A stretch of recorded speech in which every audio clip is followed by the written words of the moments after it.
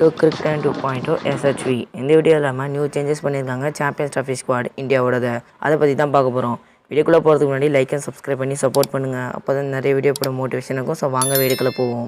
அதுக்கு முன்னாடி இந்தியா ரொம்ப கஷ்டமான சுச்சுவேஷனில் இருக்கிறாங்க. ஏன்னா பும்ரா ரூல்ட் அவுட் ஆகிட்டாரு சாம்பியன்ஸ் ட்ராஃபியில் அவரோட பேக் இன்ஜுரியால்.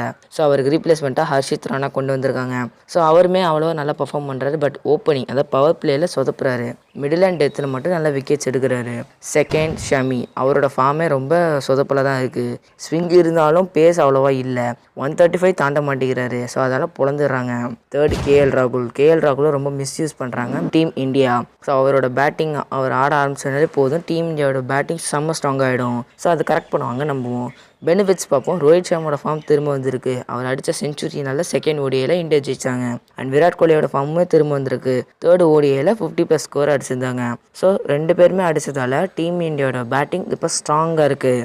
செகண்ட் கில் மாஸ்டர் கிளாஸான நாக்ஸ் ஆடிட்டு இருக்காரு. ஏன்னா இந்த இங்கிலாந்து சீரீஸே பொழந்துட்டாரு இங்கிலாந்து டீமையே. ஸோ அவரோட ஃபார்ம் ரொம்ப நல்லாயிருக்கு. Third Shreyas Iyer destructive knocks ஸ்பின்னர்ஸாக பொழந்து கட்டுறாரு. பேஸ் பாலர்ஸை வெளுத்து வாங்குறாரு. ஸோ இது போதாத டீம் இந்தியாவோட பேட்டிங் ரொம்ப ஸ்ட்ராங்காக இருக்குது இந்த சீரீஸை பார்த்த வரைக்கும்.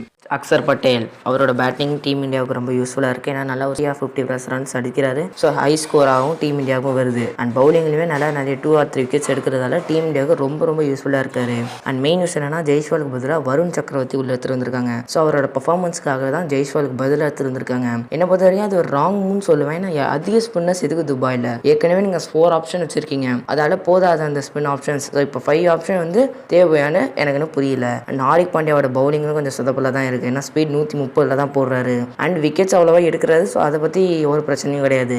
New changes in champions trophy 2025 இவ்வளோ தான். இதுவரை வீடியோ பார்த்தவங்களுக்கு நன்றி. நெக்ஸ்ட் வீடியோவில் மீட் பண்ணுவோம்.